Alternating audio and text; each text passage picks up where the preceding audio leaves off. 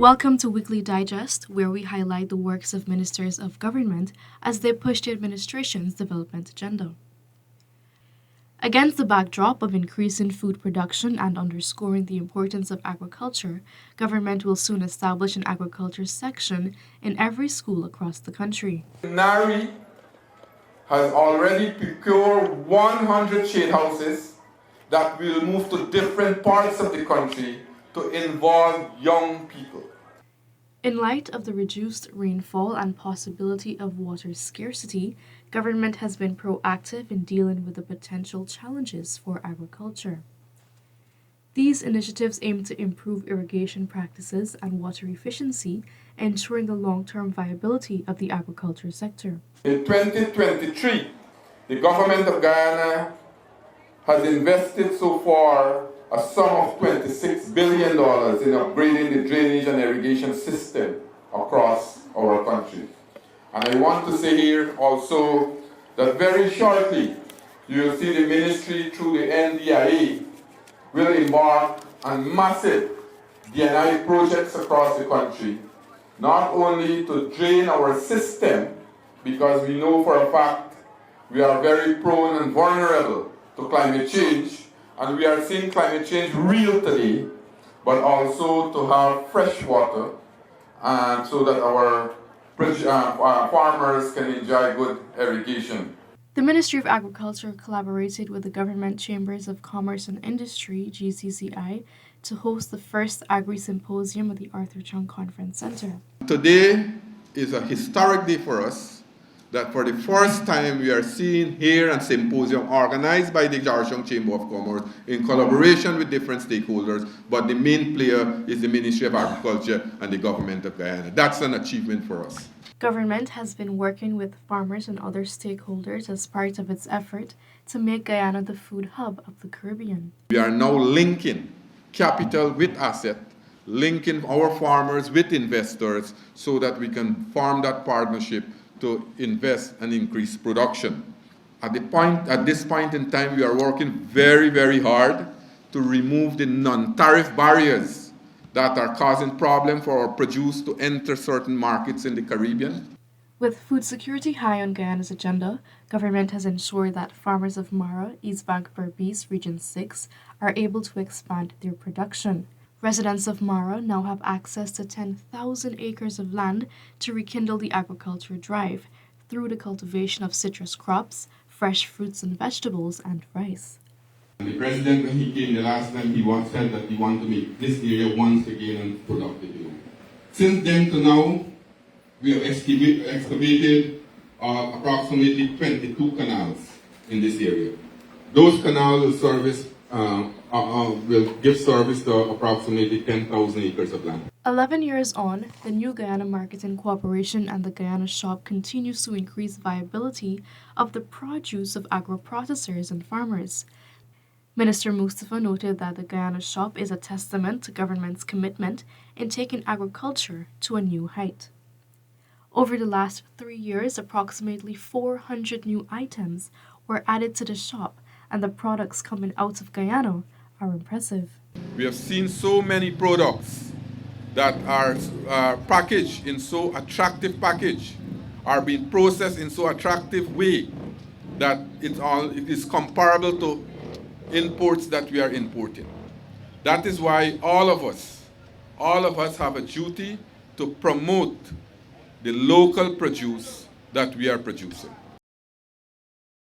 The Child Health Screening Program is moving apace as 7,000 pre-nursery school children have already been screened. By the end of 2023, 12,000 children who are now enrolling in nursery school will be screened for any conditions that may need interventions. So we just have a small percentage more to go. And then once we complete that, we're going to look at those who are now in nursery and to be able to screen all of those in nursery. And then we'll go on to primary and secondaries. Librarians, researchers, and health professionals this week participated in a workshop that will allow them to access valuable evidence-based information to boost Guyana's health research capabilities. Research for Life, Virtual Health Library, and MedCarib held a training at the Pegasus Suites and Corporate Center. There are lots of avenues that we can look at to get literature, because an integral part of our research is look at what exists, where are the gaps, and then try to address those gaps. Minister of Public Works Bishop Juan Edgell says the work on the Canvas City Road will continue as it was designed. Minister Edgell, accompanied by an engineering team, visited the site of the road project after work on the road was halted on Sunday due to actions by residents who were not in agreement with the project design. Minister Edgell met those residents to address the issue. We built the bridge so that the people could cross over. But we recognize when we build the bridge that even if people use the bridge because of the conditions, they might not be able to drive or ride a bike or whatever to bridge the two areas. And as a government, we went out and decided that we will do the road in concrete all the way up. And the reason why we did concrete road was because we understand the slope and the water flow and the movement of the soil with water. If you put an asphaltic road, it could easily deteriorate. Masara, an Amerindian village in the North Rupununi, is expected to produce quality competition-ready swimmers with the commissioning of a pool. The $2.5 billion pool was declared open by Minister of Amerindian Affairs Pauline Sukai. It is the PPP civic government under Dr. Irfan Ali who is leading this country today and has made it a commitment to ensure that the promises and commitment made during the campaign period, which is contained in our manifesto, that these promises are being delivered.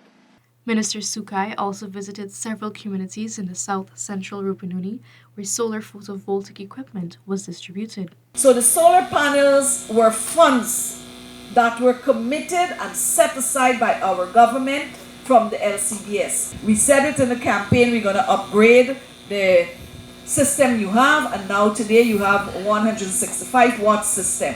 And it's even more updated than the ones we provided in the earlier period. You know, you had to install by wiring and putting up all over the place. You had to fetch and lug about a big battery, heavy, that some people can't even fetch it.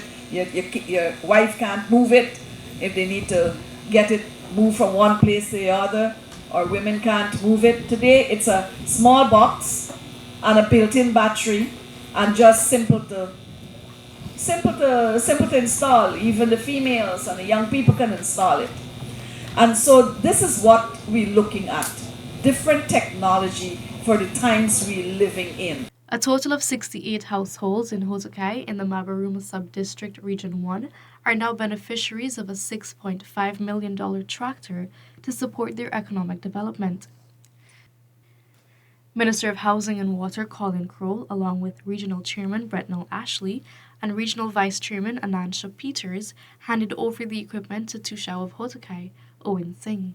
Every community in the hinterland has received this in 3 years since we got back into office. Every one of them. Whether it's through the Ministry of Amerindian Affairs or through the Ministry of Agriculture, we have provided to every village. As the prolonged dry season continues, government through the Ministries of Housing and Water and Amerindian Affairs is working to bring much relief to residents of Region 8. During a visit to the region on Thursday, Ministers Colin Crowell and Pauline Sukai visited the Salbora Spring to see what percentage of water is flowing in the region and to brief the residents. The water source where we're at, Salbora, the source of the water where GWI has established a reservoir that provides the water for distribution to the township. You can see that the source is actually dried up and has been having a severe impact on household businesses. So as a result, we are making some interventions in Madhya, And as we are doing throughout the country, we've been collaborating with the councils, we've been collaborating with the municipalities, the regions, etc. Regional Chairman Bretnell Ashley has announced that by the first half of 2024, Hotokai Health posts in Region 1 will be fully staffed. Minister Kroll encouraged residents to apply for training to become community health workers to boost primary healthcare services in the community. There are training programs that are coming your way. We want to see more persons from this village making use of the opportunities. Chairman, just commit to you, additional health workers will be trained. This brings us to the end of this edition of Weekly Digest. For these and other government-related stories, do log on to our website at dpi.gov.gy and our social media platforms as well. Goodbye.